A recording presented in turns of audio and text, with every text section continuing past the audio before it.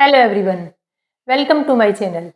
इस वीडियो में हम डिस्कस करेंगे एक नया topic, main documents used in company formation. यानी एक कंपनी का फॉर्मेशन के लिए किन किन मेन डॉक्यूमेंट्स को हम यूज करते हैं। फर्स्ट ऑफ ऑल तो अपन ये देखते हैं क्या कंपनी का फॉर्मेशन करने के लिए, क्या कंपनी को एग्जिस्टेंस में लाने के लिए हमें किसी एक्ट की रिक्वायरमेंट है या नहीं। देखो, बिजनेस के काफी फॉर्म है, यानी बिजनेस करने के काफी तरीके हैं। सोल प्रोप्राइटरशिप है, पार्टनरशिप फॉर्म है, एचयूएफ है। इन तीनों फॉर्म के अंदर बिजनेस के इन तीनों फॉर्म के लिए रजिस्ट्रेशन करवाने की कोई रिक्वायरमेंट नहीं है।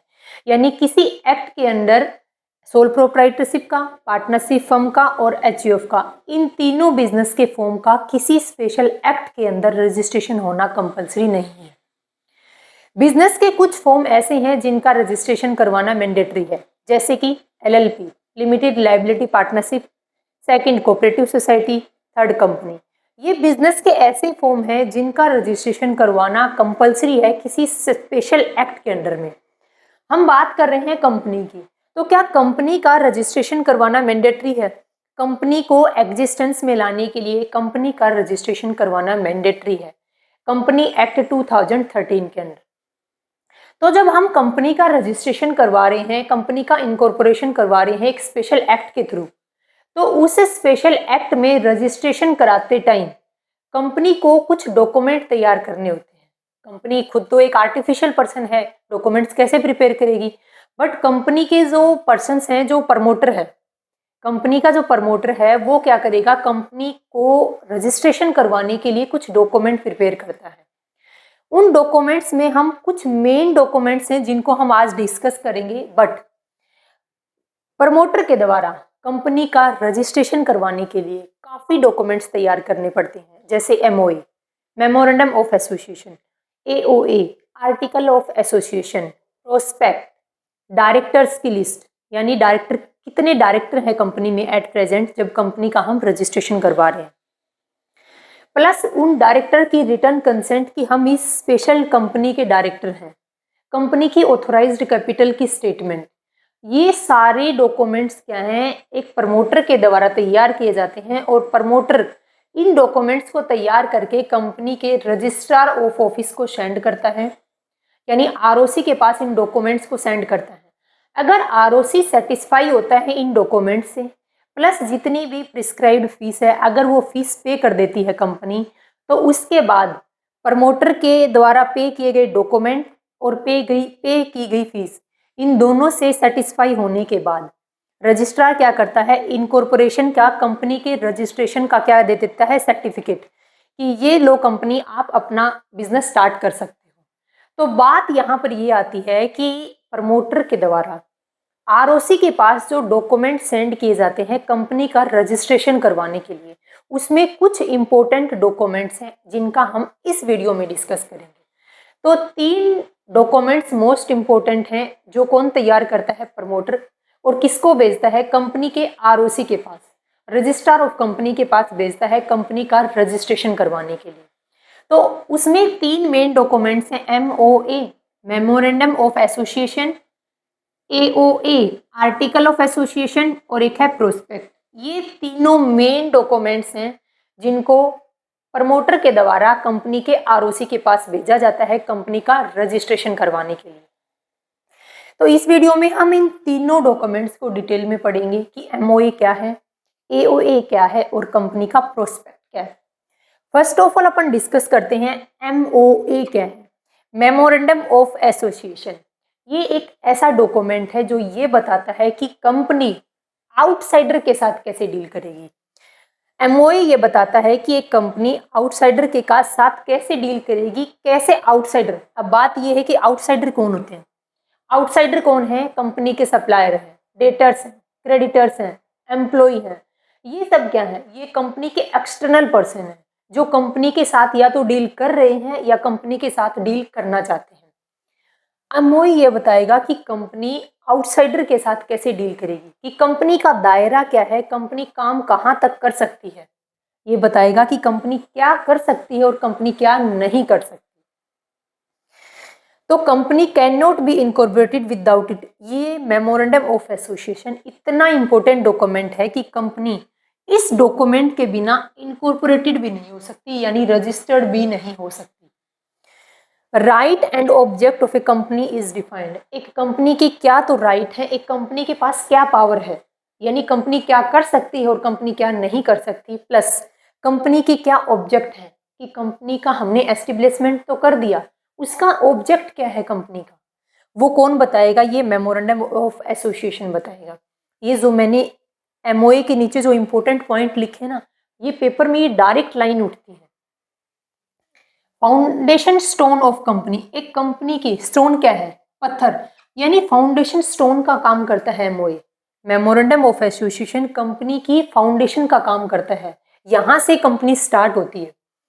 Known as a boundary wall, ये बाउंड्री डिसाइड करता है कंपनी की कि कंपनी ये काम कर सकती है स्पेशल और कंपनी क्या काम नहीं कर सकती है। Principal document of company, company के प्रिंसिपल डॉक्यूमेंट का काम करती है। क्यों? क्योंकि जब कंपनी का इनकॉर्पोरेशन नहीं होता इस डॉक्यूमेंट के बिना, तो इसमें काफी इंपॉर्टेंट इंफॉर्मेशन लिखी जाती होंगी। फिर क्या है? Chartered of company, company company का चार्टर्ड ऑफ कंपनी किसको बोलते हैं? डायरेक्ट क्वेश्चन पुट ऑफ होता है, एमओई को बोलते हैं। ये है डॉक्ट्राइन ऑफ आउटडोर मैनेजमेंट भी बोलते हैं। इस एमओए को डॉक्ट्राइन ऑफ आउटडोर मैनेजमेंट क्यों बोलते हैं? क्योंकि एमओए ये बताता है कि कंपनी के साथ जो आउटसाइडर हैं, जो कंपनी के डेटर्स हैं, क्रेडिटर्स हैं, ये इनके साथ कंपनी कैसे डील करेगी, कौन सा काम कंपनी कर सकती है और कौन सा काम ऐसा है जो कंपनी नहीं कर सकती। तो ये सब कौन बताता है? एमओए बताता है। हम वापिस से बताती हूँ, एक बार रिवाइज कराती हूँ।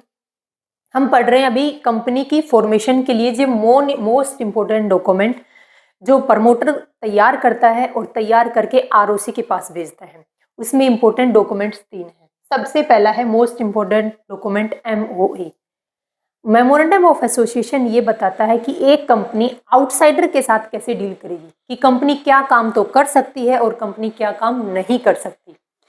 ये जो पॉइंट मैंने यहाँ लिखा है, ये क्वेश्चन ऐसा का ऐसा पूछा जा चुका है। क्वेश्चन क्या पूछा गया था कि right and object of A company. देखो, कुछ राइट और ऑब्जेक्ट होते हैं कंपनी के, कुछ राइट और ऑब्जेक्ट होते हैं कंपनी के, जो सेक्रेटरी होते हैं, कंपनी के जो मैनेजर हैं, जो डायरेक्टर हैं, जो बोर्ड ऑफ डायरेक्टर हैं, यानी कंपनी की जो मैनेजमेंट है, टॉप मैनेजमेंट, उनके भी तो कुछ राइट और कुछ रिस्पॉन्सिबिलिटी और कुछ पावर होती होगी उनके पास भी।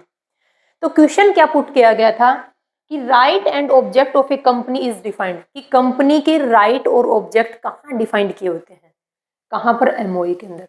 और एओए के अंदर क्या डिफाइन किया होता है? एओए आर्टिकल ऑफ एसोसिएशन बताता है कि कंपनी की बोर्ड ऑफ डायरेक्टर के पास, यानी कंपनी की मैनेजमेंट के पास, कंपनी के जो डायरेक्टर्स हैं, कंपनी के जो सेक्रेटरी हैं, यानी जो टॉप मैनेजमेंट है, कंपनी की टॉप बॉडी की क्या तो राइट है, क्या उनके ऑब्जेक्ट है, क्या उनकी पावर है, वो कौन बताता है? Article of association. ये क्वेश्चन पूछा गया था। ये सॉरी, ये क्वेश्चन भी पूछा जा चुका है कि चार्टर्ड ऑफ कंपनी किसको बोला जाता है? एमओए को। डॉक्ट्राइन ऑफ आउटडोर मैनेजमेंट किसको बोलते हैं? एमओए को बोलते हैं। और डॉक्ट्राइन ऑफ इंडोर मैनेजमेंट किसको बोलते हैं? एओए को। वो हम जब एओए पढ़ेंगे तब देखेंगे। तो हमने क्या पढ़ा था कि एमओए क्या है? एमओए एक मोस्ट इंपॉर्टेंट डॉक्यूमेंट है जो ये बताता है कि कंपनी आउटसाइडर के साथ कैसे डील करेगी। कंपनी का इनकॉर्पोरेशन भी नहीं हो सकता किसके बिना? एमओए के बिना। Right and object of company, company के राइट और ऑब्जेक्ट किस डॉक्यूमेंट में बताए जाते हैं? एमओए के अंदर। फाउंडेशन स्टेन, फाउंडेशन स्टोन का काम करती है, यानी एक नींव का काम करती है एमओए। बाउंड्री डिसाइड करती है कि कंपनी किस दायरे के अंदर काम करेगी और कंपनी क्या काम नहीं कर सकती। ये प्रिंसिपल डॉक्यूमेंट है, यानी इस डॉक्यूमेंट में कंपनी के बारे में मोस्ट इंपोर्टेंट इंफॉर्मेशन लिखी होती है। चार्टर्ड ऑफ कंपनी भी कहा जाता है इसको, और इसको डॉक्ट्राइन ऑफ आउटडोर मैनेजमेंट भी कहा जाता है। अब हम देखेंगे कि इस एमओए के अंदर लिखा क्या होता है। ये एक डॉक्यूमेंट तो तैयार कर दिया MOA, memorandum of association, but ये तो पता होना चाहिए हमें कि इस एमओए के अंदर लिखा क्या जाता है, क्या कंटेंट क्या होता है, क्या क्लोज होते हैं, क्या लिखा जाता है इसमें, वो देखो।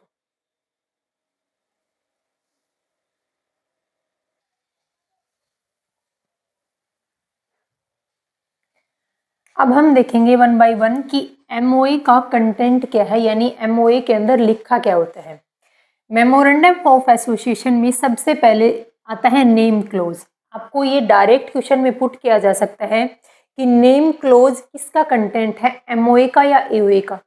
सिचुएशन क्लोज किसका कंटेंट है, एमओए का या एओए का। तो आपको ये ध्यान रखने हैं। सबसे पहले एमओए का कंटेंट में आता है नेम क्लोज। नेम क्लोज क्या बताता है कि कंपनी का नाम क्या है। नेम क्लोज ये बताएगा कि कंपनी प्राइवेट लिमिटेड है या पब्लिक लिमिटेड है।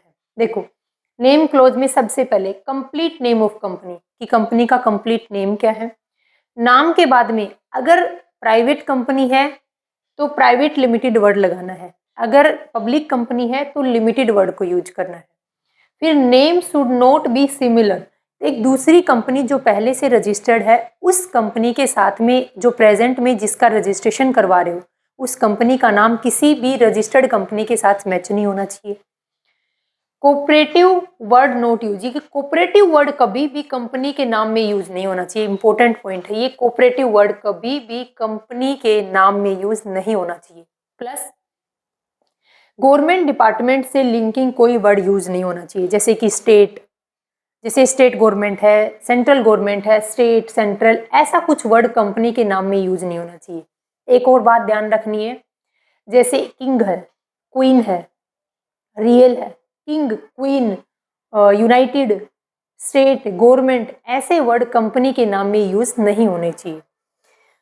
तो देखो हमने क्या देखा, नेम क्लोज। नेम क्लोज में ये बताएगा कि कंपनी का नाम क्या है, कंपनी के नाम के आगे किस वर्ड का यूज किया जाएगा, प्लस कंपनी का नाम किसी दूसरी कंपनी के साथ मैच नहीं होना चाहिए, और गवर्नमेंट से लिंकिंग जो वर्ड्स होते हैं जो स्पेशल सेंट्रल या स्टेट गवर्नमेंट यूज करती है उनके साथ, उन वर्ड्स के साथ कोई लिंकिंग नहीं होना चाहिए। मतलब उन वर्ड्स के जैसा वर्ड्स इस कंपनी के नाम में नहीं होना चाहिए। अब बात आती है कि alternation of company, alternation of name close, यानी इस नेम क्लोज में क्या कोई चेंज हो सकता है। कंपनी ने पहले अपना नाम रख लिया था ARNAV, Arnav limited, but company क्या चाहती है, अब इस नाम में चेंज करना चाहती है। तो क्या ऐसा पॉसिबल है कि कंपनी अपने नेम क्लोज में चेंज कर ले? हाँ जी, ऐसा पॉसिबल है, बिल्कुल। ध्यान रखना, to pass a special resolution, एक स्पेशल रिजोल्यूशन पास करके प्लस सेंट्रल गवर्नमेंट से अप्रूवल लेकर कंपनी अपने नेम क्लोज में चेंज कर सकती है। अब बात आती है स्पेशल रिजोल्यूशन क्या है, और एक देखो, एक वर्ड यूज होगा ऑर्डिनरी रिजोल्यूशन, एक वर्ड यूज होगा स्पेशल रिजोल्यूशन। क्या होते हैं? ऑर्डिनरी रिजोल्यूशन क्या है?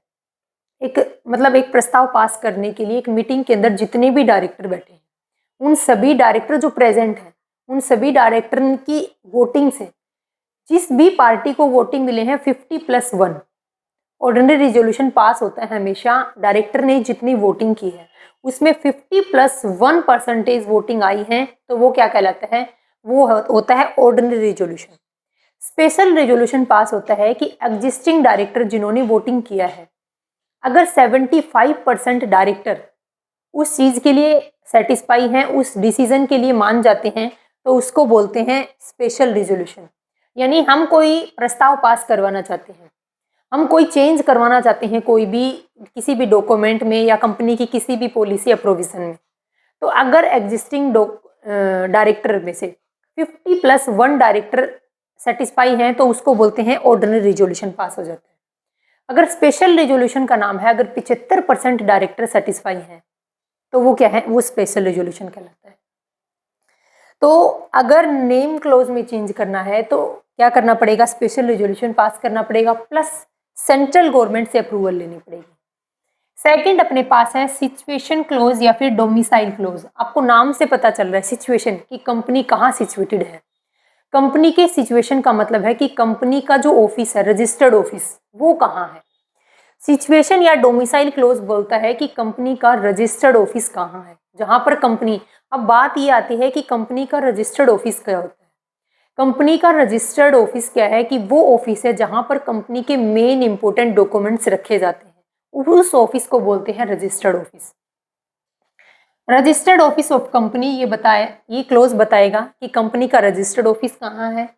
Second, registration from the state only. देखो, अगर मान लो आप हरियाणा के अंदर बिजनेस कर रहे हो तो रजिस्ट्रार ऑफ कंपनी जो हरियाणा के अंदर एस्टेब्लिश है वहां से रजिस्ट्रेशन करवाना है। आप बिजनेस रन कर रहे हो राजस्थान में, अगर आप बिजनेस राजस्थान में एस्टेब्लिश कर रहे हो तो आपको अपनी कंपनी का रजिस्ट्रेशन करवाना है राजस्थान के आरओसी के पास में। ऐसे स्टेट वाइड क्या है, ऐसे स्टेट वाइज रजिस्ट्रेशन करवाने हैं अपने को। Company must have a registered office, company को एक रजिस्टर्ड ऑफिस, देखो हर कंपनी का अपना रजिस्टर्ड ऑफिस होता है जहां पर कंपनी अपने इंपॉर्टेंट डॉक्यूमेंट्स को रखती है। कंपनी का अपना रजिस्टर्ड ऑफिस कब एस्टेब्लिश कर लेना चाहिए? Company must have a registered office which is earlier, इन दोनों में से जो भी कंडीशन पहले होगी कंपनी को अपना रजिस्टर्ड ऑफिस बना लेना चाहिए। पहला क्या है, स्टार्ट बिजनेस एक्टिविटी, कि बिजनेस एक्टिविटी को स्टार्ट करना, और दूसरा 30 डेज ऑफ रजिस्ट्रेशन। कंपनी का रजिस्ट्रेशन हो चुका था, कंपनी का रजिस्ट्रेशन हुए 30 दिन हो चुके हैं, या फिर कंपनी ने रजिस्ट्रेशन कराने के बाद अपनी एक्टिविटी स्टार्ट कर दी, इन दोनों में से जो भी कंडीशन पहले हो उसमें कंपनी को अपना रजिस्टर्ड ऑफिस एस्टेब्लिश कर देना चाहिए।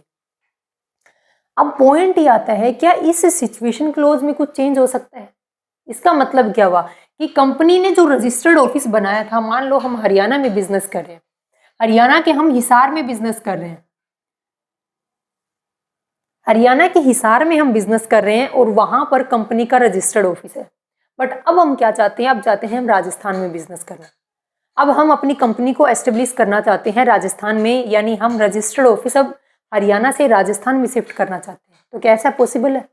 हाँ जी, ऐसा पॉसिबल है। तो अल्टरनेशन ऑफ सिचुएशन क्लोज, इस सिचुएशन क्लोज में, इस डोमिसाइल क्लोज में चेंज करना चाहते हैं। इसके लिए क्या करना पड़ेगा? इसके लिए एक तो स्टेट जिसमें हमारी कंपनी पहले थी यानी हरियाणा, एक वो स्टेट जिसमें हमारी कंपनी अब एस्टेब्लिश करना चाहते हैं यानी राजस्थान। तो दोनों स्टेट के आरओसी, रजिस्ट्रार ऑफ कंपनी से परमिशन लेनी पड़ेगी। मैंने क्या बोला?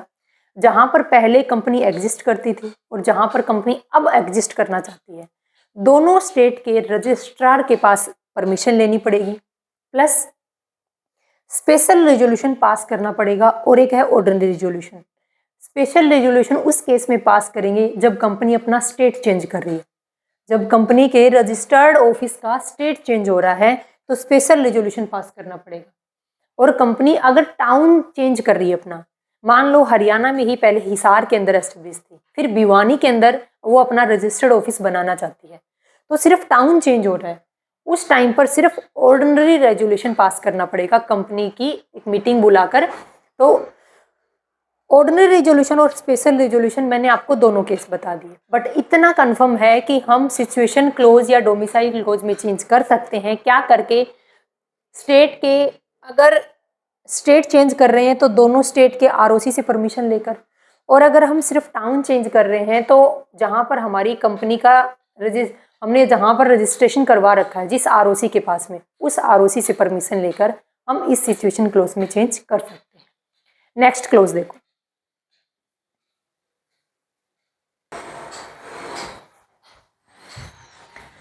थर्ड क्या अपने पास? Object clause. ऑब्जेक्ट क्लोज क्या बताएगा कि कंपनी का मेन ऑब्जेक्ट क्या है, यानी कंपनी किस पर्पज से एस्टेब्लिश की गई है। तो object of A company, company क्या ऑब्जेक्ट में हम चेंज कर सकते हैं? हाँ जी, बिल्कुल चेंज कर सकते हैं। किसे? स्पेशल रेजोल्यूशन पास करके और कंपनी लॉ से परमिशन लेकर के, कंपनी एक्ट 2013 से परमिशन लेकर के और साथ में स्पेशल रेजोल्यूशन पास करके हम कंपनी के मेन ऑब्जेक्ट में चेंज कर सकते हैं। कंपनी के दो ऑब्जेक्ट हो सकते हैं, एक तो मेन ऑब्जेक्ट और दूसरा होता है सेकेंडरी ऑब्जेक्ट भी हो सकता है। नेक्स्ट हमारे पास लायबिलिटी क्लोज। लायबिलिटी क्लोज बताएगा कि कंपनी की लायबिलिटी कहाँ तक है। कंपनी की लायबिलिटी मतलब कंपनी के शेयर होल्डर की लायबिलिटी। अब कंपनी के शेयर होल्डर की लायबिलिटी लिमिटेड भी हो सकती है और अनलिमिटेड भी, बट इंडिया में अनलिमिटेड लायबिलिटी वाली कंपनियां एग्जिस्टेंस में नहीं है। इंडिया के अंदर जो कंपनियां हैं उनमें शेयर होल्डर की लायबिलिटी लिमिटेड है, या तो लिमिटेड है गारंटी तक जितनी उन्होंने गारंटी दी है, या फिर लिमिटेड है शेयर्स की फेस वैल्यू तक। Liability of A company share holder, कि एक कंपनी के शेयर होल्डर की लायबिलिटी कहाँ तक है ये बताता है लायबिलिटी क्लोज। दो केस में हो सकती है, लायबिलिटी बाय गारंटी जितनी शेयर होल्डर ने गारंटी दी है, या फिर liability by shares face value या फिर शेयर्स की फेस वैल्यू तक गारंटी हो सकती है। ये कौन सा क्लोज बताएगा? Liability close. बात आता है अल्टरनेशन की। क्या लायबिलिटी क्लोज में हम चेंज कर सकते हैं? लायबिलिटी क्लोज में हम चेंज कर सकते हैं, लेकिन इम्पोर्टेंट है ध्यान रखना, सिर्फ यूनेनिमस रिजोल्यूशन पास करके। अब ये यूनेनिमस रिजोल्यूशन क्या होता है? देखो, रिजोल्यूशन दो मैंने आपको पहले बता दिए थे। एक तो ordinary resolution. Ordinary resolution pass होता है कंपनी की मीटिंग के अंदर। जो एग्जिस्टिंग डायरेक्टर हैं, उन एग्जिस्टिंग डायरेक्टर में जिन्होंने वोट किया है, उनमें से अगर 50+1% डायरेक्टर सेटिस्फाई हैं तो उसको बोलते हैं ऑर्डिनरी रिजोल्यूशन। अगर 75% डायरेक्टर उसके लिए सेटिस्फाई होने चाहिए तो उसको बोलते हैं स्पेशल रिजोल्यूशन। यूनेनिमस रिजोल्यूशन होता है कंपनी की मीटिंग में जितने भी डायरेक्टर ने वोट किया है उन सभी डायरेक्टर की उसी पक्ष में हाँ होना चाहिए। यानी अगर 100% डायरेक्टर सेटिस्फाई हैं तो उसको बोलते हैं यूनेनिमस रिजोल्यूशन। अगर सभी डायरेक्टर इस बात से सेटिस्फाई हैं कि हम शेयर होल्डर की लायबिलिटी में चेंज करना चाहते हैं तो ही इस क्लोज में चेंज कर सकते हैं, वरना इस क्लोज में चेंज हम नहीं कर सकते। ये पॉइंट इंपॉर्टेंट है, ध्यान रखना। इसके लिए हमें यूनेनिमस रिजोल्यूशन पास करना पड़ेगा, यानी 100% डायरेक्टर की सेटिस्फिकेशन हमें लेनी होगी।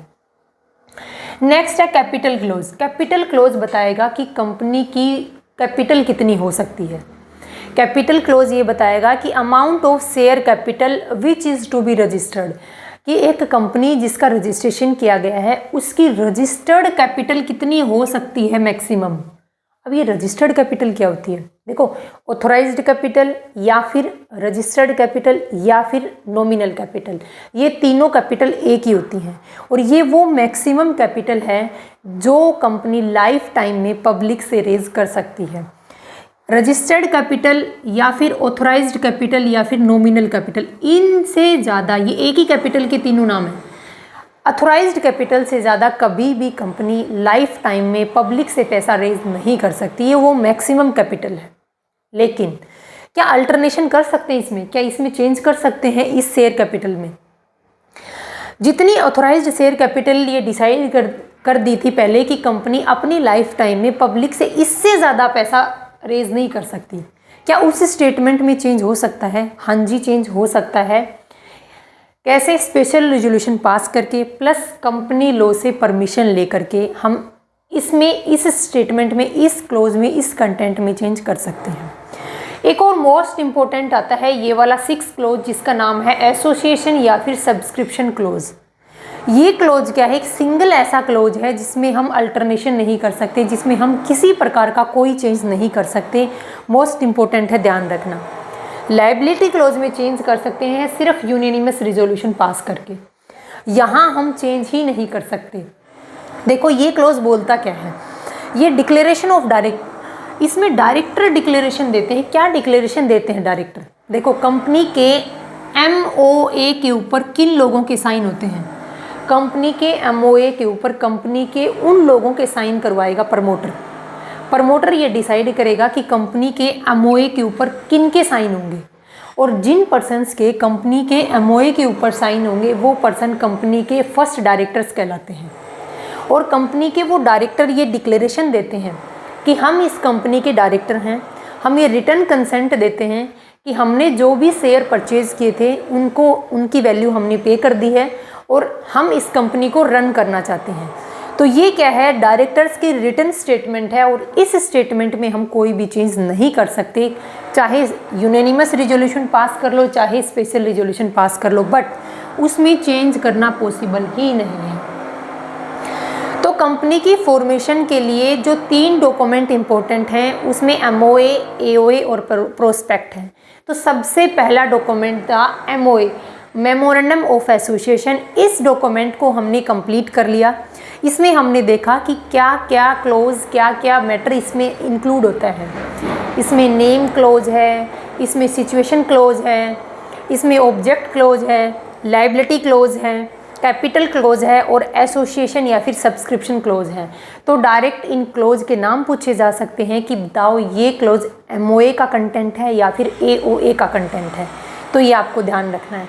अब हम सेकंड जो इम्पोर्टेंट डॉक्यूमेंट है AOA आर्टिकल ऑफ एसोसिएशन वो डिस्कस करते हैं।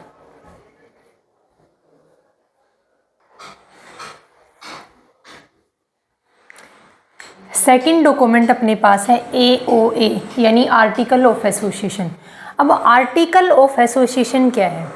आर्टिकल ऑफ एसोसिएशन क्या बताएगा? वो रूल और रेगुलेशन बताता है जो कंपनी रन कैसे करेगी। देखो ऑब्जेक्ट हमने डिसाइड कर दिए थे MOA के अंदर, अब ये बताना है कि इन ऑब्जेक्ट को अचीव करने के लिए कंपनी के क्या रूल रेगुलेशन होंगे, कंपनी वर्क कैसे करेगी, कंपनी रियल के अंदर काम कैसे करेगी, क्या उसकी लायबिलिटी है, क्या उसकी पावर है, ये कौन बताएगा? ये रूल रेगुलेशन बताता है AOA आर्टिकल ऑफ एसोसिएशन।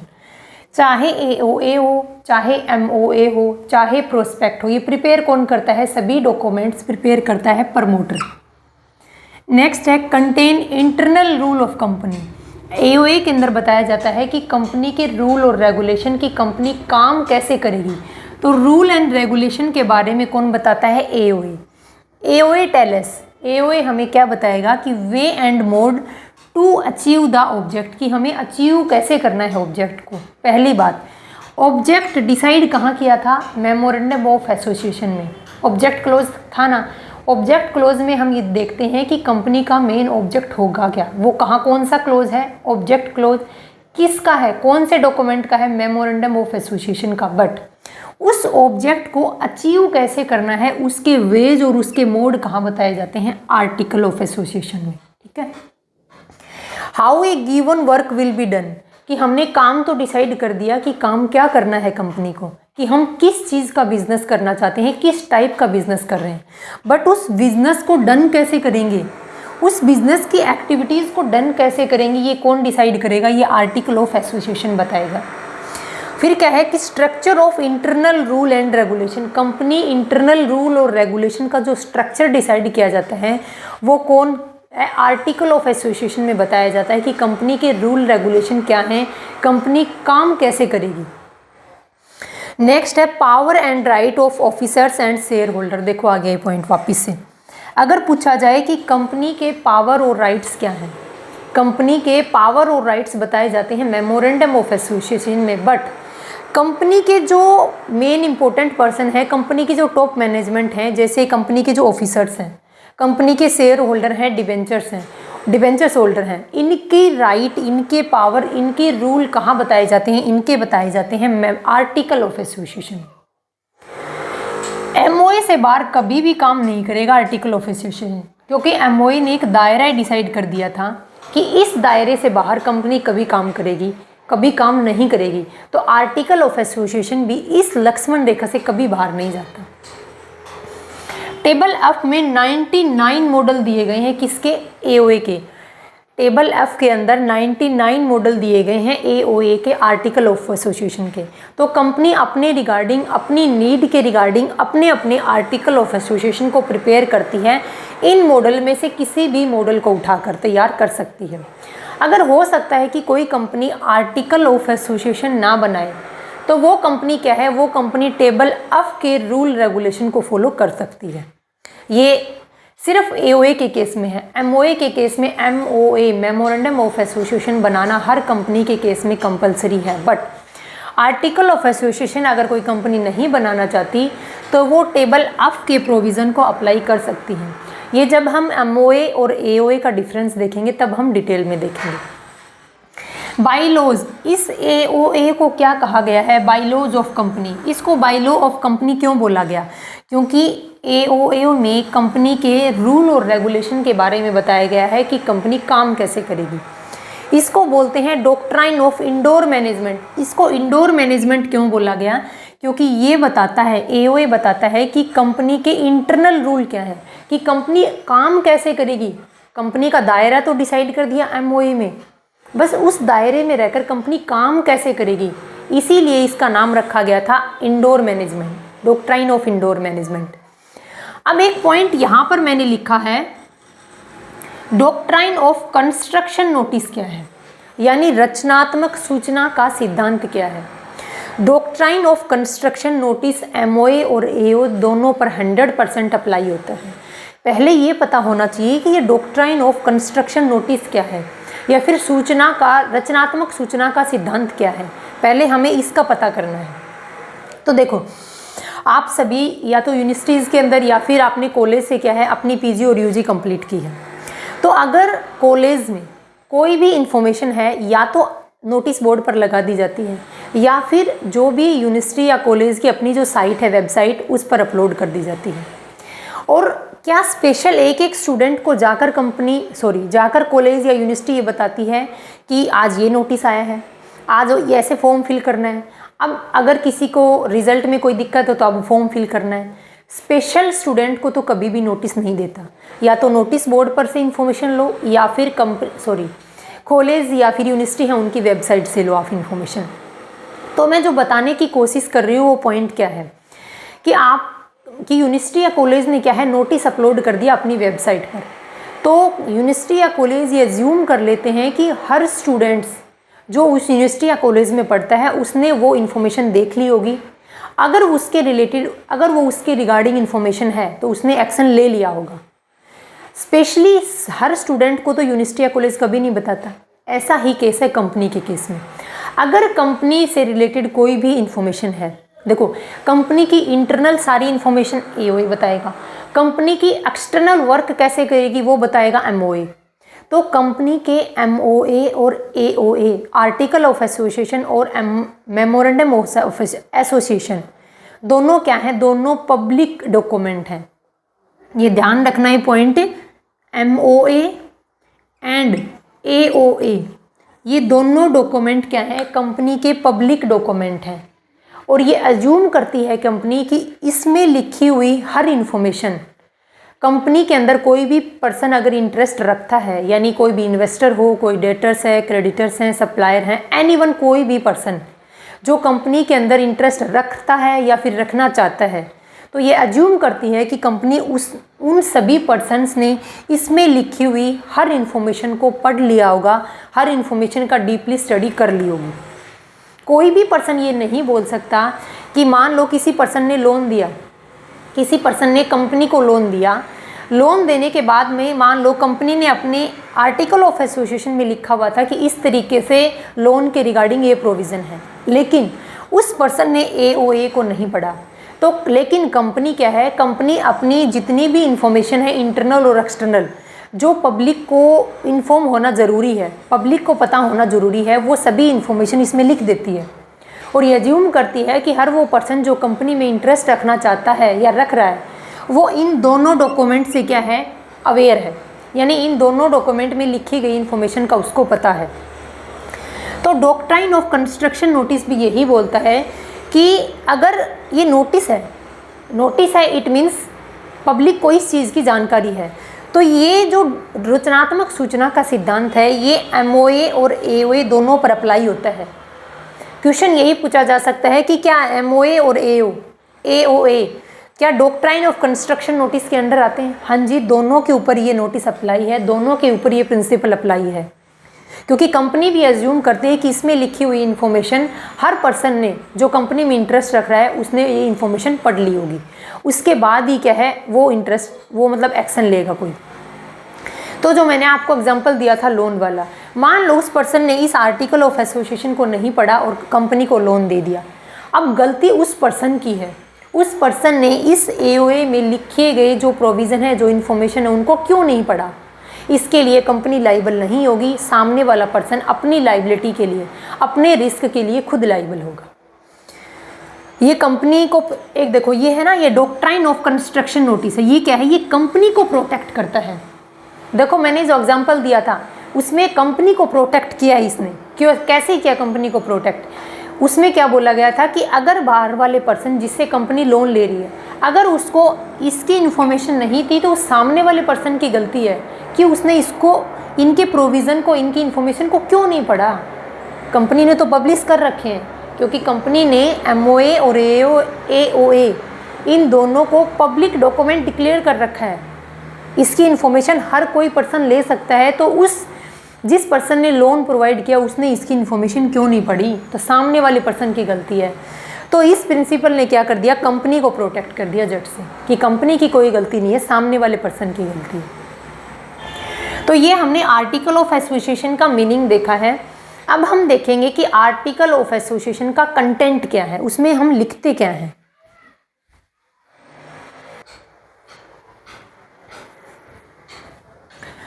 अब हम देखते हैं कि AOA का कंटेंट क्या है, यानी आर्टिकल ऑफ एसोसिएशन में क्या क्या कंटेंट, क्या क्या मैटर लिखा होता है। अमाउंट ऑफ शेयर कैपिटल, कि शेयर कैपिटल कितनी है। राइट ऑफ शेयर होल्डर्स, कि शेयर होल्डर्स के राइट क्या हैं।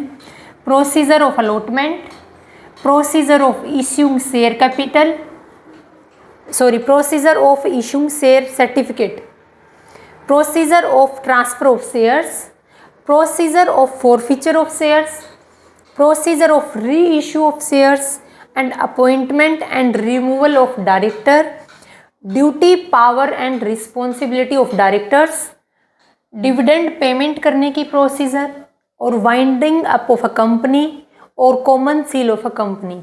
ये सारी इंफॉर्मेशन कहाँ लिखी होती हैं, AOA के अंदर।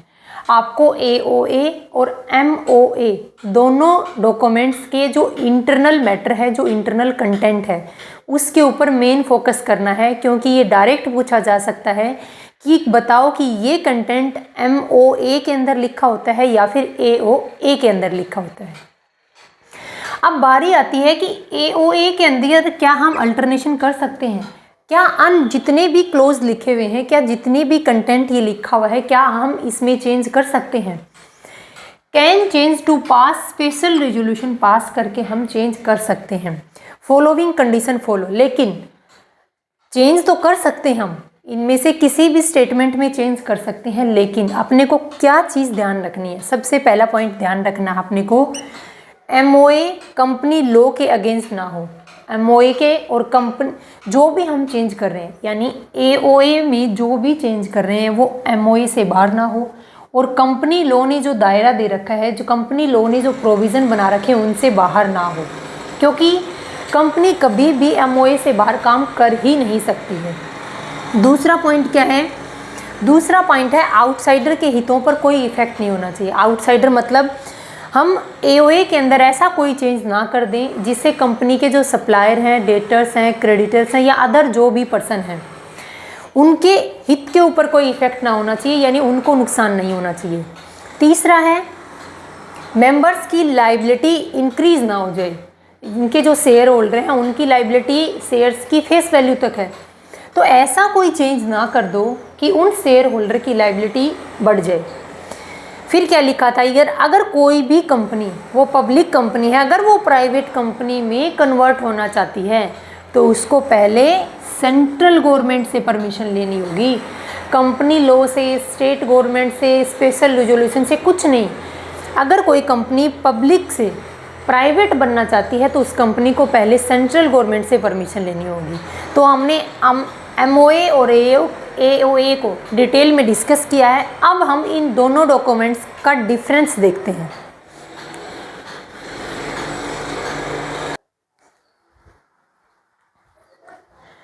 अब हम AOA और MOA के बीच में डिफरेंस देखते हैं। तो पहला डिफरेंस है ऑब्जेक्टिव। तो MOA को बनाने का मेन ऑब्जेक्ट क्या है, कि MOA बताता है कि कंपनी का मेन ऑब्जेक्ट क्या है, कंपनी किस ऑब्जेक्ट को अचीव करना चाहती है। हम MOA क्यों बनाते हैं, MOA वो डॉक्यूमेंट है जो ये बताता है कि कंपनी का ऑब्जेक्ट क्या है, कंपनी क्यों बनाई जा रही है। और AOA में क्या बताया जाता है कि कंपनी के इस ऑब्जेक्ट को अचीव करने के रूल क्या होंगे, क्या रेगुलेशन होंगे, क्या दायरा होगा। पोजीशन क्या है, MOA एक मेन डॉक्यूमेंट है और AOA एक सब्सिडरी डॉक्यूमेंट है जो इस डॉक्यूमेंट के बनाए गए दायरे के अंदर ही काम करेगा। रिलेशनशिप क्या है, रिलेशनशिप क्या है कि MOA बताता है कि MOA कंपनी का एक्सटर्नल लोगों के साथ में क्या रिलेशन है, कि कंपनी का आउटसाइडर के साथ क्या रिलेशन है, ये कौन बताएगा, MOA। और कंपनी का अपने मेंबर्स के साथ में, अपने शेयर होल्डर्स के साथ में क्या रिलेशन है, ये बताएगा AOA। वैलिडिटी क्या है, MOA के बाहर अगर कोई भी काम किया गया तो वो काम वैलिड नहीं माना जाएगा। मैंने क्या बोला, MOA के बाहर अगर कोई काम किया है तो वो काम डन नहीं माना जाएगा और ना ही मेंबर्स, ना ही यानी शेयर होल्डर उस काम को रेक्टिफाई कर सकते हैं। बट आर्टिकल ऑफ एसोसिएशन के बाहर भी अगर कोई काम किया गया है तो उसको भी हम डन नहीं मान सकते, उसको भी वैलिड नहीं मान सकते। लेकिन डिफरेंस क्या है कि अगर एओए से बाहर कोई काम किया है तो उसको मेंबर्स के द्वारा रेक्टिफाई किया जा सकता है। फिर है नेसेसरी।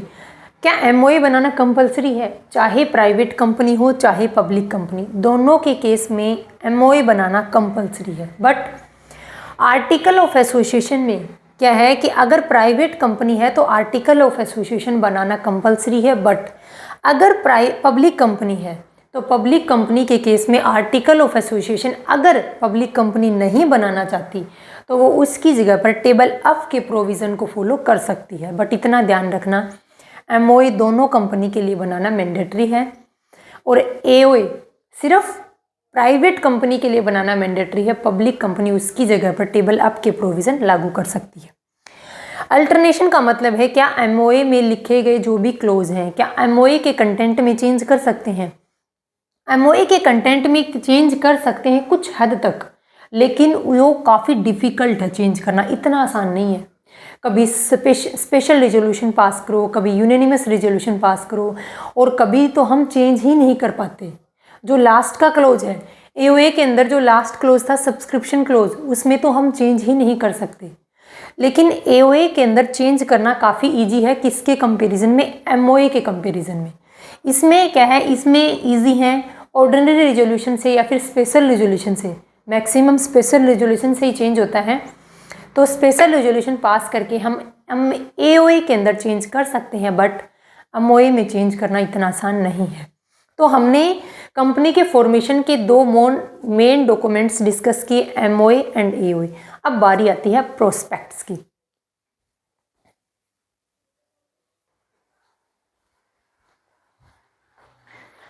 थर्ड डॉक्यूमेंट अपने पास है प्रोस्पेक्ट। प्रोस्पेक्ट यानी पर विवरण। देखो, प्रोस्पेक्ट कब इशू किए जाते हैं? जब कंपनी का रजिस्ट्रेशन हो जाता है, यानी जब कंपनी को इनकॉर्पोरेशन होने के बाद रजिस्ट्रार कंपनी के हाथ में डॉक्यूमेंट देता है कि आपका रजिस्ट्रेशन हो चुका है। उसके बाद क्या है, उसके बाद कंपनी प्रोस्पेक्ट इशू कर सकती है। तो क्या रजिस्ट्रार से जैसे ही रजिस्ट्रेशन का सर्टिफिकेट मिलता है कंपनी प्रोस्पेक्ट इशू कर सकती है? नहीं, पहले कंपनी को सेबी से अप्रूवल लेनी पड़ेगी। सेबी यानी security and exchange board of India. SEBI से अप्रूवल लेने के बाद ही एक पब्लिक कंपनी क्या कर सकती है, शेयर प्रोस्पेक्ट इशू कर सकती है। अब बात यह है कि प्रोस्पेक्ट है क्या। सबसे पहले देखो कि प्रोस्पेक्ट सिर्फ पब्लिक लिमिटेड कंपनी, एक ऐसी कंपनी जो पब्लिक लिमिटेड कंपनी है और वो कंपनी लिमिटेड बाय शेयर्स है, वही कंपनी क्या है, प्रोस्पेक्ट इशू कर सकती है। कभी भी प्राइवेट कंपनी प्रोस्पेक्ट इशू नहीं कर सकती। रीज़न क्या है? क्योंकि प्राइवेट कंपनी जो पैसे के रिसोर्सेज क्या होंगे प्राइवेट कंपनी के? अपने यार दोस्त मित्र रिश्तेदार, इन रिसोर्सेज से अपना पैसा कलेक्ट करेगी। प्राइवेट कंपनी कभी भी प्रोस्पेक्ट इशू नहीं कर सकती कि अपनी शेयर्स और डिबेंचर्स को वो पब्लिक में सेल करें, ऐसा कभी पॉसिबल नहीं है। ओनली एक पब्लिक लिमिटेड कंपनी, और पब्लिक लिमिटेड कंपनी में भी वो कंपनी जो क्या रखती है, शेयर कैपिटल रखती है, वो कंपनी सिर्फ क्या कर सकती है, प्रोस्पेक्ट इशू कर सकती है। Issue prospect if it is wants to make a appeal on public to subscribe its security. तो प्रोस्पेक्ट क्या है? प्रोस्पेक्ट एक डॉक्यूमेंट होता है जिसमें क्या लिखा जाता है, जिसमें ये सारी इन्फॉर्मेशन लिखी होती हैं। ये सारी इन्फॉर्मेशन उस प्रोस्पेक्ट में लिखी होती हैं कि ये कंपनी है, उसकी इतनी कैपिटल है, ये उसके अंडरराइटर हैं, ये उसके जो प्रमोटर्स हैं, ये ऑडिटर्स हैं, ये उसका शेयर प्रीमियम, प्रिलिमिनरी एक्सपेंसेस, यानी इन सब इन्फॉर्मेशन को उस डॉक्यूमेंट में लिख करके और क्या करती है, कंपनी इशू करती है। एक तरीके से कंपनी प्रोस्पेक्ट के ज़रिए इस डॉक्यूमेंट के थ्रू पब्लिक को इनवाइट करती है कि आप आइए और हमारी कंपनी में पैसा इन्वेस्ट कीजिए। किस फॉर्म में पैसा इन्वेस्ट करना है? सिर्फ कैश में। प्रोस्पेक्ट के बदले में जो कैपिटल रिश्यू होती है वो सिर्फ और सिर्फ कैश रिश्यू होता है। दूसरा पॉइंट, सिक्योरिटीज़ में शेयर्स और डिबेंचर्स को इशू करके कंपनी, कौन सी कंपनी, एक पब्लिक लिमिटेड कंपनी, पब्लिक से पैसा रेज करती है। तो प्रोस्पेक्ट क्या है कि public limited company limited by shares must issue prospect if it is wants to make appeal to public to subscribe its security, कि मेरी सिक्योरिटी को सब्सक्राइब करके और आप हमारी कंपनी में पैसा इन्वेस्ट कीजिए। इस तरीके का एक इन्विटेशन है। प्रोस्पेक्ट क्या है? एक इन्विटेशन कार्ड है पब्लिक के लिए जो कंपनी इशू करती है। अब ऑब्जेक्ट क्या है? प्रोस्पेक्ट इशू क्यों करती है कंपनी? इनवाइट करती है पब्लिक को टू परचेज देयर सिक्योरिटीज़, कि उनकी सिक्योरिटी को परचेज करो, इस चीज़ का इनविटेशन कार्ड देती है कंपनी। किसको? पब्लिक को देती है। बात ये आती है कि प्रोस्पेक्ट के कंटेंट क्या है। प्रोस्पेक्ट में लिखा क्या होता है? Main object of company, share capital, minimum subscription, promoters, auditors, underwriters, share premium, preliminary expenses, ऐसी काफ़ी इन्फॉर्मेशन है वो इस प्रोस्पेक्ट में लिखी होती है। बात आती है statement in lieu of prospect, यानी परविवरण के स्थान पर एक कंपनी स्थानापन्न परविवरण भी इशू कर सकती है। देखो, प्रोस्पेक्ट कौन सी कंपनी इशू करती है? सिर्फ पब्लिक कंपनी। प्राइवेट कंपनी कभी प्रोस्पेक्ट इशू कर ही नहीं सकती, पहला पॉइंट। दूसरा, अगर कोई पब्लिक कंपनी प्रोस्पेक्ट इशू नहीं करती तो उसके स्थान पर statement in lieu of prospect issue करना पड़ेगा उसको। एक कंपनी जो, कौन सी कंपनी? पब्लिक कंपनी जो प्रोस्पेक्ट इशू नहीं करती, तो जब तक वो statement in lieu of prospect issue नहीं करती, अपने शेयर को अलॉट नहीं कर सकती। शेयर अलॉट करने से कम 3 दिन पहले, शेयर अलॉट करने से कम 3 दिन पहले कंपनी को statement in lieu of prospect issue करना कंपलसरी है। तो ये हमने देख लिए थे कि कंपनी का फॉर्मेशन के लिए जो 3 इम्पोर्टेंट डॉक्यूमेंट हैं, memorandum of association, article of association और थर्ड है प्रोस्पेक्ट। इन तीनों डॉक्यूमेंट को हमने डिटेल में डिस्कस किया। अब हम एक छोटा सा टॉपिक इसी वीडियो में अटैच करेंगे, इसी टॉपिक के साथ में, कि हम किस बिज़नेस को चूज़ करें। हमने अब तक कितने टाइप्स के बिज़नेस देख लिए, हमने अब तक बिज़नेस करने के कितने फॉर्म देख लिए। हमारा टॉपिक क्या चल रहा है अभी? फॉर्म्स ऑफ बिज़नेस ऑर्गेनाइजेशन चल रहा है। ये लास्ट की जो 5-6 वीडियो अपलोड की हैं, ये किसकी हैं? फॉर्म्स ऑफ बिज़नेस ऑर्गेनाइजेशन की, कि हम किस टाइप का बिज़नेस करें। हम सोल प्रोप्राइटरशिप करें, हम HUF यानी जॉइंट हिंदू फैमिली बिजनेस करें, जॉइंट हिंदू या फिर थर्ड बिजनेस कौन सा था? पार्टनरशिप फॉर्म था। फोर्थ अपने पास कोऑपरेटिव सोसाइटी था, लिमिटेड लायबिलिटी पार्टनरशिप था या कंपनी। यानी बिजनेस के हम किस फॉर्म के थ्रू अपना बिजनेस करें, यानी हम किस फॉर्म में बिजनेस करें, किस तरीके को हम अपनाएं कि हमें बिजनेस करना है। मान लो एक पर्सन आया, उसने बोलना कि मेरे को बिजनेस करना है। अब एक सिंगल पर्सन बिजनेस कर सकता है क्या? एक सिंगल पर्सन 2 तरीके के बिजनेस कर सकता है, या तो वो सोल प्रोप्राइटरशिप के थ्रू बिजनेस कर सकता है, या फिर वो क्या है, वो 1 पर्सन कंपनी स्टार्ट कर सकता है। अब एक फैमिली आती है कि हमें बिजनेस करना है। अब एक फैमिली कैसा बिजनेस करेगी? एक फैमिली बिजनेस करना चाहती है तो क्या, कौन सा बिजनेस करेगी? Joint Hindu family business. अब एक सोसाइटी के लोग मिलकर के आती है कि हमें बिजनेस करना है, तो बिजनेस करो कोऑपरेटिव सोसाइटी। अब एक पूरी इंडिया के अंदर अलग अलग स्टेट से लोग इकट्ठे होकर आते हैं कि हमें बिजनेस करना है, हमारे पास काफ़ी कैपिटल है, हम काफ़ी अमाउंट में रिस्क बियर भी कर सकते हैं, हम बिज़नेस का स्कोप वाइड रखना चाहते हैं, तो हम कौन सा बिज़नेस करें? तो हम बताएंगे कि आप बिज़नेस का कंपनी फॉर्म अटेंड कर लीजिए। तो बात ये है कि बिज़नेस करने के हम तरीके देख चुके हैं कि कितने तरीके से हम बिज़नेस कर सकते हैं। अब बात ये आती है कि हम कौन से तरीके को चूज़ करें, कि हम किस तरीके के बिज़नेस को, कि कौन सा तरीका चूज़ करें। हम सोल प्रोप्राइटरशिप करें, हम पार्टनरशिप फॉर्म करें, हम कंपनी के थ्रू बिज़नेस करें, या हम जॉइंट हिंदू फैमिली बिज़नेस। यानी इन बिज़नेस के फॉर्म में से हम किस फॉर्म को अडॉप्ट करें कि हम बिज़नेस कर सकें, वो देखना है अपने को।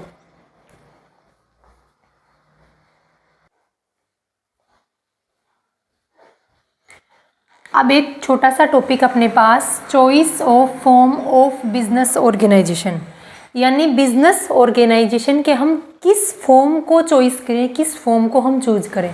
आप सबको पता है कि बिजनेस करने के फॉर्म कितने हैं? Sole proprietorship, partnership form, HUF, cooperative society, limited liability partnership और कंपनी। ये सारे फॉर्म क्या हैं? बिजनेस करने के तरीके हैं। ये सिर्फ प्राइवेट सेक्टर के हैं, सिर्फ एक प्राइवेट सेक्टर के हैं, पब्लिक के अलग हैं, वो हम बाद में देखेंगे, बट अभी इतना देखो। तो पहला फैक्टर, यहाँ पर मैंने फैक्टर शो किए हैं, यहाँ पर मोस्ट एडवांटेज और यहाँ पर लिस्ट एडवांटेज। देखो कैसे, अगर मान लो कैपिटल क्या है, आपके पास कैपिटल सफिशिएंट अमाउंट में है, आपके पास कैपिटल के एडवांटेज हैं, यानी आपके पास कैपिटल काफ़ी है, तो आप कंपनी कीजिए। तो आप बिजनेस का कौन सा फॉर्म अडोप्ट करोगे? कंपनी। अगर आपके पास लीस्ट एडवांटेज है कैपिटल का, यानी आपके पास अगर कैपिटल कम है, तो आप सोल ट्रेड कीजिए, सोल प्रोप्राइटरशिप या फिर पार्टनरशिप फर्म का बिजनेस कीजिए। Second, cost and ease of formation. Ease of formation का मतलब है कि बिजनेस को एस्टेब्लिश करना ईजी है और कॉस्ट भी कम लगेगी। कौन से बिजनेस के अंदर? उसका फ़ायदा कब मिलेगा आपको? सोल प्रोप्राइटरशिप में। सोल ट्रेड बिजनेस कीजिए, आपको किसका फ़ायदा मिलेगा? बिजनेस को एस्टेब्लिश करना भी ईजी है और उसमें कॉस्ट भी कम आती है। अब बात वो आप बोलोगे कि क्या सिर्फ ईजी फॉर्मेशन सोल प्रोप्राइटरशिप का ही है? सोल प्रोप्राइटरशिप का सबसे ईजी फॉर्म है, जब एक पर्सन चाहे कि मुझे बिजनेस स्टार्ट करना है, कर सकता है।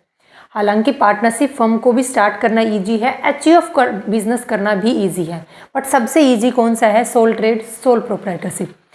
अगर लिस्ट एडवांटेज है, यानी जिसका फॉर्मेशन करना, जिस बिजनेस का फॉर्मेशन करना ईजी नहीं है, वो सबका है कंपनी। एक कंपनी को एस्टेब्लिश करने के लिए काफ़ी लीगल फॉर्मेलिटीज़ कंप्लीट करनी पड़ती हैं। कोऑपरेटिव सोसाइटी के केस में भी ऐसा ही है, लेकिन सबसे ज़्यादा जो टफ पड़ता है, सबसे ज़्यादा ऐसा बिजनेस जिसका फॉर्मेशन काफ़ी टफ पड़ता है, वो है कंपनी। मैनेजरियल स्किल, एक अगर सिंगल पर्सन बिजनेस कर रहे हैं तो उसमें मैनेजरियल स्किल, छोटा सा बिजनेस है, क्या ही मैनेजरियल स्किल की रिक्वायरमेंट है। लेकिन अगर आपके पास मैनेजरियल स्किल काफ़ी हैं, अगर आपके पास मैनेजरियल स्किल बेस्ट हैं, तो आप करो कंपनी। लेकिन आपके पास अगर मैनेजरियल स्किल है कम, तो आप करो सोल ट्रेड या फिर पार्टनरशिप फर्म। फिर है रेगुलेशन। रेगुलेशन का मतलब है कि बिजनेस कंटिन्यू चलता रहेगा। बिजनेस, कौन सा बिजनेस कंटिन्यू चलता रहता है? सबसे ज़्यादा कंपनी। एडवांटेज किसका मिलेगा? रेगुलेशन का, सोल ट्रेड का, और लिस्ट कंपनी का। ये मैंने उल्टा लिख दिया यहाँ पर। रेगुलेशन का एडवांटेज देखो, हाँ जी, रेगुलेशन का मतलब क्या है कि देखो एडवांटेज क्या है, फायदा। अगर एक पर्सन क्या है, पूरे बिजनेस को खुद रेगुलेट करना चाहता है, अगर एक पर्सन पूरे बिजनेस को खुद रेगुलेट करना चाहता है, तो आप सोल प्रोप्राइटरशिप कीजिए। लेकिन अगर रेगुलेशन बढ़ जाएगी, अगर पूरे बिजनेस की रेगुलेशन कुछ लोगों के हाथों में आ जाएगी, तो कौन सा बिजनेस करोगे? कंपनी करोगे। क्या था ये पॉइंट? रेगुलेशन का था कि बिजनेस को रेगुलेट अगर सिंगल पर्सन करना चाहते हैं, अगर आप रेगुलेशन का एडवांटेज उठाना चाहते हो, सोल प्रोप्राइटरशिप कीजिए। नेक्स्ट है फ्लेक्सिबिलिटी। फ्लेक्सिबिलिटी किस में ज़्यादा होती है? सोल ट्रेड में फ्लेक्सिबिलिटी सबसे ज़्यादा होती है। जब भी हम कोई डिसीजन लेना चाहें, उसी टाइम डिसीजन ले सकते हैं। इंस्टेंट डिसीजन सिर्फ सोल ट्रेड के अंदर पॉसिबल है, क्योंकि सिंगल पर्सन बिजनेस को रन कर रहा है, सिंगल पर्सन ने बिजनेस में पैसा इन्वेस्ट किया है। बट कंपनी के केस में क्या है? कंपनी के केस में फ्लेक्सिबिलिटी ना के बराबर होती है, क्योंकि एक कंपनी में वेरियस डिपार्टमेंट है और हर डिपार्टमेंट से कुछ ना कुछ तो परमिशन लेनी पड़ेगी। अगर इतने सारे डायरेक्टर मान लो कोई डिसीजन ले रहे हैं, तो सारे डायरेक्टर एक डिसीजन के ऊपर तो सेटिस्फाई नहीं होंगे। तो कंपनी के केस में फ्लेक्सिबिलिटी काफ़ी कम होती है। कंटिन्यूटी, बिजनेस, कंपनी लगातार चलती रहती है, शेयर होल्डर के आने का और जाने का कंपनी के ऊपर कोई इम्पैक्ट नहीं पड़ता। बट जहाँ पर लिस्ट एडवांटेज मिलता है किस चीज़ का? कंटिन्यूटी का। कंटिन्यूटी ना के बराबर है सोल ट्रेड में। सिंगल पर्सन बिजनेस कर रहा था, कल हो ना हो उस पर्सन के साथ कुछ हो जाए तो बिजनेस तो बंद हो जाएगा। पार्टनरशिप के केस में भी ऐसा ही होता है। अगर कंटिन्यूटी ना के बराबर रहती है पार्टनरशिप में भी, लेकिन कंपनी हो गया, कोऑपरेटिव सोसाइटी हो गया, एलएलपी हो गया, इनके केस में क्या है? कंटिन्यूटी ज़्यादा रहती है। फिर है लाइबिलिटी। लाइबिलिटी क्या है? कंपनी के केस में लाइबिलिटी, पार्टनर शेयर होल्डर की लाइबिलिटी क्या है? लिमिटेड है। तो लाइबिलिटी का एडवांटेज अगर लेना है तो कंपनी कीजिए, कंपनी बिजनेस को अडोप्ट कीजिए। अगर आपको लिस्ट एडवांटेज, यानी जहाँ पर लाइबिलिटी का लिस्ट एडवांटेज मिलता है, यानी जहाँ पर लाइबिलिटी पार्टनर्स की अनलिमिटेड होती है, सोल प्रोप्राइटरशिप है, पार्टनरशिप फर्म है, एचयूएफ है, एचयूएफ में सिर्फ कर्ता की लाइबिलिटी, यहाँ पर इनकी लाइबिलिटी क्या है? अनलिमिटेड है। तो ये हमने पूरा चैप्टर डिस्कस कर लिया। ये चैप्टर काफ़ी इंपॉर्टेंट है। अब हम इस चैप्टर के कुछ क्वेश्चन डिस्कस करते हैं। मैं आपके सामने कुछ क्वेश्चन रखूँगी, आप उनके डायरेक्ट विदाउट ऑप्शन उनके आंसर देने की कोशिश करना। नहीं आते हैं तो मैं बताती हूँ।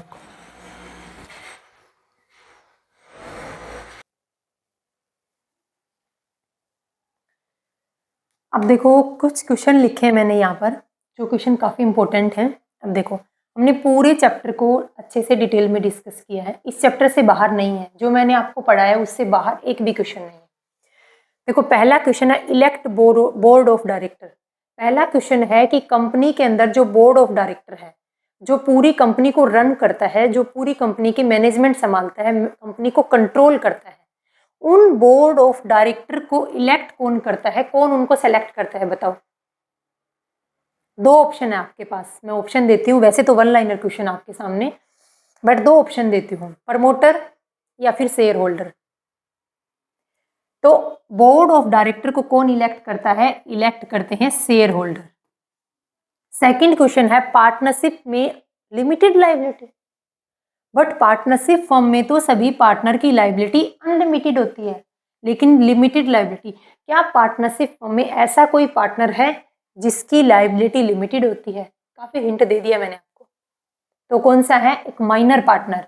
कौन सा है? एक माइनर पार्टनर है जिसकी लायबिलिटी क्या होती है? लिमिटेड होती है। फिर क्या है? Chartered of company. कौन से डॉक्यूमेंट को हम चार्टर्ड ऑफ कंपनी बोलते हैं, ये मैंने बता दिया आपको। किसको बोलते हैं? एमओए को हम क्या बोलते हैं? एमओए को हम चार्टर्ड ऑफ कंपनी बोलते हैं। शेयर इशू करने से पहले हमें किसकी अप्रूवल लेना कंपलसरी है? देखो कंपनी रजिस्टर्ड हो चुकी है, आप बोलोगे कि शेयर इशू करने से पहले तो कंपनी का रजिस्ट्रेशन करवाना कंपलसरी है, बट मैं आपको हिंट देती हूँ कि कंपनी का रजिस्ट्रेशन हो चुका है, लेकिन कंपनी शेयर इशू करना चाहती है, लेकिन किसकी अप्रूवल लेनी पड़ेगी पहले? सेबी की। तो किसकी अप्रूवल पहले लेनी पड़ेगी? Security and exchange board of India की पहले अप्रूवल लेनी पड़ेगी, उसके बाद ये एक पब्लिक लिमिटेड कंपनी पब्लिक में अपने शेयर्स को इशू कर सकती है। नेक्स्ट है डॉक्ट्राइन ऑफ इंडोर मैनेजमेंट। कौन से डॉक्यूमेंट को हम डॉक्ट्राइन ऑफ इंडोर मैनेजमेंट बोलते हैं? डॉक्ट्राइन ऑफ इंडोर मैनेजमेंट बोलते हैं एओए को, और डॉक्ट्राइन ऑफ आउटडोर मैनेजमेंट किसको बोलते हैं? एमओए को। नेक्स्ट है पावर ऑफ कंपनी, और नीचे लिखा है पावर ऑफ मेंबर्स। ऐसा कौन सा डॉक्यूमेंट है जिसमें बताया जाता है कंपनी की पावर के बारे में, और ऐसा कौन सा डॉक्यूमेंट है जिसमें बताया जाता है मेंबर्स की पावर के बारे में? तो कंपनी की पावर बताता है, एमओए के अंदर एक कंपनी की पावर बताई जाती है कि कंपनी क्या वर्क कर सकती है और क्या नहीं कर सकती, और मेंबर्स की पावर बताई जाती है एओए के अंदर। आर्टिकल ऑफ एसोसिएशन में बताया जाता है कि मेंबर्स की पावर क्या है, कि मेंबर्स क्या काम करेंगे और कैसे करेंगे।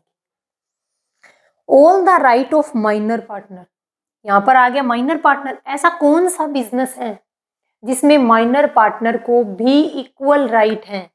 ऐसा कौन सा बिजनेस है जिसमें माइनर पार्टनर को भी इक्वल राइट है? एचयूएफ एक ऐसा बिजनेस है, एचयूएफ एक ऐसा बिजनेस है जिसमें जैसे ही बच्चे का जन्म होता है, जन्म लेते ही क्या होता है? माइनर ही होता है वो, तो उसी टाइम वो क्या बन जाते हैं? उस एचयूएफ की जो एसेंशियल प्रॉपर्टी होती है, जो पैतृक संपत्ति होती है, उस पैतृक संपत्ति में इक्वल का अधिकार बन जाता है, उसका इक्वल का राइट होता है हर प्रॉपर्टी के ऊपर उसका। तो क्या है? कौन सी बिजनेस के अंदर? एचयूएफ के अंदर। जॉइंट हिंदू फैमिली बिजनेस या फिर हिंदू अनडिवाइडेड फैमिली, दोनों ही बोल सकते हैं इसको। नेक्स्ट क्वेश्चन है बर्थ सर्टिफिकेट ऑफ कंपनी। किस सर्टिफिकेट को हम कंपनी का बर्थ सर्टिफिकेट बोलते हैं? किसको बोलते हैं?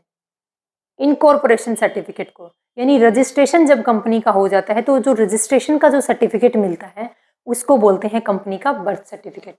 जब कंपनी का रजिस्ट्रेशन हो जाएगा मतलब कंपनी रजिस्टर्ड हो चुकी है, आरओसी के पास में, अब कंपनी का जन्म हो चुका है, अब अपना बिजनेस स्टार्ट कर सकते हो। एमओए पर कितने सिग्नेचर कंपलसरी है? अब आप बोलोगे एमओए पर तो कितने सिग्नेचर कर लो, चाहे एमओए पर कितने सिग्नेचर कर लो, लेकिन पब्लिक कंपनी और इधर है प्राइवेट कंपनी। प्राइवेट कंपनी के केस में एमओए के ऊपर कम से कम 2 साइन होने कंपलसरी है, और पब्लिक कंपनी के केस में कम से कम 7 सिग्नेचर होने एमओए के ऊपर कंपलसरी है। देखो एमओए के ऊपर सिग्नेचर कौन करेगा, ये कौन डिसाइड करता है? ये डिसाइड करता है कौन? प्रमोटर डिसाइड करेगा। एमओए के ऊपर जो पर्सन सिग्नेचर करते हैं, जो स्टार्टिंग में साइन करते हैं, वो पर्सन कंपनी के पहले डायरेक्टर बनते हैं। तो प्राइवेट कंपनी के केस में कम से कम 2 और पब्लिक कंपनी के केस में कम से कम 7 साइन एमओए पर होने कंपलसरी।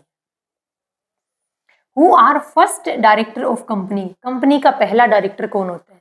इसी में आंसर छुपा है। कंपनी का पहला डायरेक्टर वो पर्सन होगा जिसने एमओए के ऊपर पहले साइन किए हैं। एमओए के ऊपर जो पहले साइन करता है वही पर्सन कंपनी का पहला डायरेक्टर बनता है। Who issue certificate of incorporation, incorporation का सर्टिफिकेट कौन इश्यू करता है बताइए? कंपनी का यहाँ पर जो सर्टिफिकेट करा, मतलब कंपनी का जब हम रजिस्ट्रेशन करवाते हैं तो रजिस्ट्रेशन का सर्टिफिकेट इशू कौन करता है? पहली बात तो कंपनी का रजिस्ट्रेशन कहाँ होता है? कंपनी का रजिस्ट्रेशन होता है रजिस्ट्रार ऑफ कंपनी के पास। तो ये सर्टिफिकेट इशू कौन करेगा? सर्टिफिकेट इशू करेगा रजिस्ट्रार। तो सर्टिफिकेट इनकॉर्पोरेशन का सर्टिफिकेट इशू कौन करता है? रजिस्ट्रार इशू करता है। तो ये कुछ क्वेश्चन थे जो मुझे लगे कि कुछ इंपॉर्टेंट क्वेश्चन है। वैसे तो हमने इस चैप्टर को डिटेल में डिस्कस किया, कोई भी क्वेश्चन इससे बाहर नहीं था। ये वाला फिर भी थोड़ा हो सकता है, लेकिन अब अगर आप ध्यान लगाते, अगर आप ये देखते कि minimum partner, minimum share holder कितने होते हैं प्राइवेट कंपनी में और पब्लिक में कितने, तो ये क्वेश्चन भी हो जाता। तो ये कुछ क्वेश्चन मैंने आपके सामने प्रेजेंट किए हैं। अपना ये टॉपिक यहाँ पर क्या होता है? फिनिश। और जो नेक्स्ट टॉपिक होगा वो मोस्ट इंपॉर्टेंट टॉपिक है, वो है बिजनेस ओनरशिप का। तो ये अपना टॉपिक फिनिश होता है। Thank you.